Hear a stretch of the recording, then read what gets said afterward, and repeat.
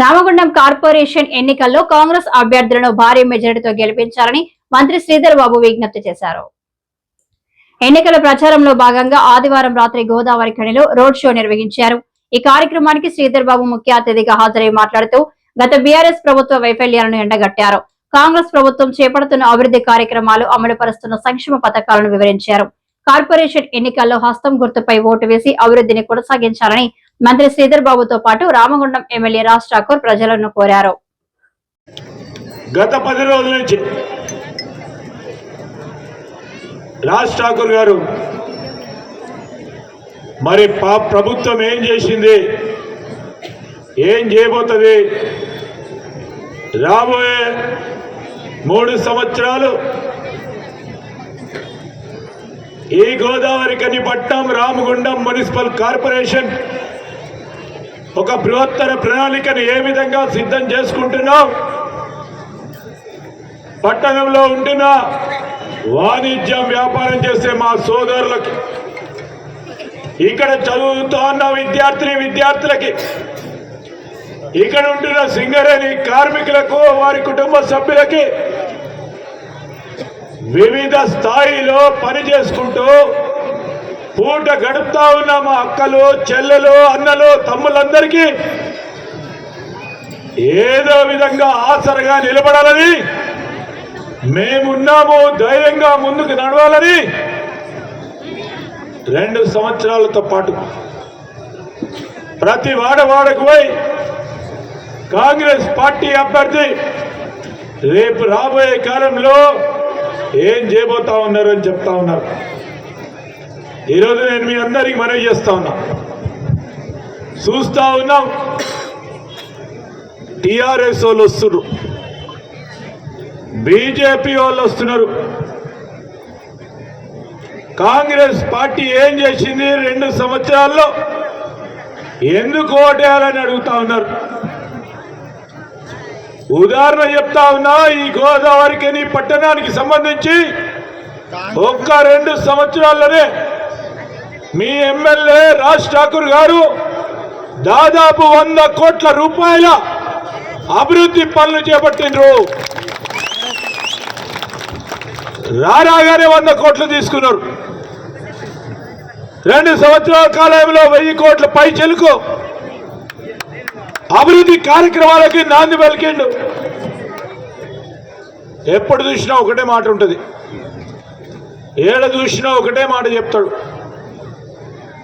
Congress party సంబంధించిన నాయకులు హైదరాబాద్లో కనబడ్డా, ఎమ్మెల్యేలు శాసనసభలో కనబడ్డా, రాజ్ ఠాకూర్ చూస్తే ఏమంటారు, రామగుండంలో 1x800 రాజ్ ఠాకూర్ అంటారు.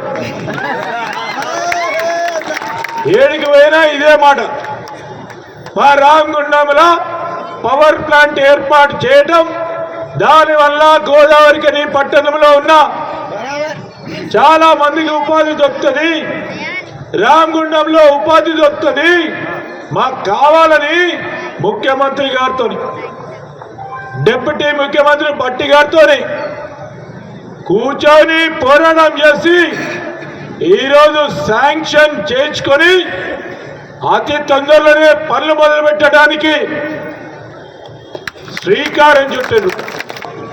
ఈరోజు మేము మీ అందరినీ కూడా కోరేది ఒకటే, మా అక్కలు వచ్చిండ్రు, చెల్లెలు వచ్చిండ్రు, అమ్మ చాలా మంది వచ్చిండ్రు.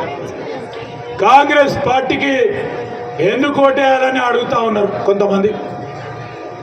టిఆర్ఎస్ వాళ్ళు, బీజేపీ వాళ్ళు టిఆర్ఎస్ పార్టీకి సంబంధించి ఓటు ఎందుకు వేయాలి, కాంగ్రెస్ పార్టీ ప్రభుత్వం ఏం చేసింది అని అడిగే వారికి మీ అందరికి కూడా చెప్తా ఉన్నా, ధైర్యంగా ఈరోజు ఒక 50-60 మీటింగ్లు గత 5-6 రోజుల నుంచి చెప్తా ఉంటే మా సోదరు మనకి ఈ రాష్ట్రంలో ఉంటున్న మా అక్కలు, చెల్లెలు అందరూ ఆలోచన చేయండి.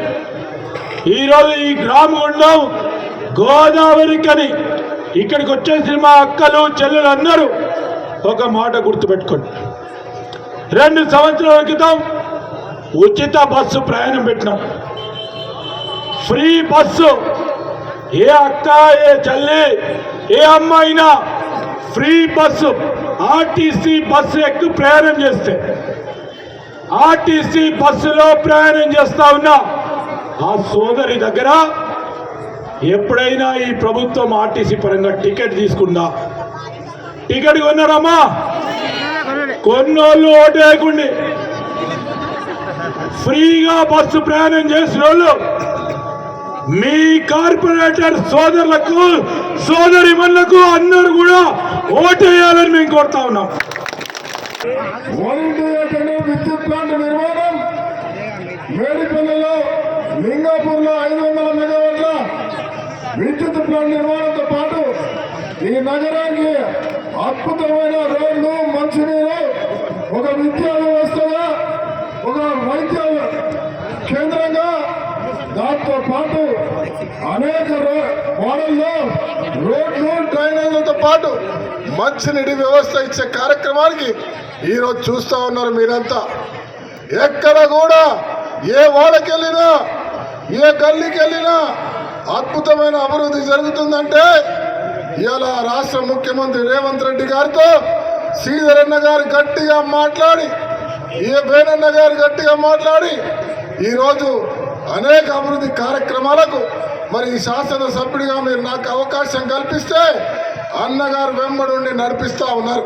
ఇవాళ చూస్తూ ఉన్నాం, ఇదే లక్ష్మీనగర్లో కరెక్ట్ సంవత్సరం క్రితం శ్రీధరన్న ద్వారా ఈడ పని ప్రారంభించి ఇక్కడ 50 కోట్ల రూపాయలతో అద్భుతమైన రోడ్ల నిర్మాణం, డ్రైనేజీలు బ్రహ్మాండంగా జరుగుతున్నాయి. లక్ష్మణ్ ప్రతి ఒక్కరికి అన్ని రకాల వ్యాపారాలకు ఒక కేంద్రంగా అద్భుతమైన నిర్మాణం జరిగింది.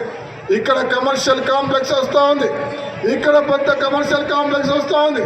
ఈ నగరం గతంలో పోయిన ప్రభుత్వం బొందర గడ్డ చేసిపోతే ఈ నగరాన్ని పునర్నిర్మాణం మళ్ళీ చేస్తా ఉన్న ఈ ప్రభుత్వం.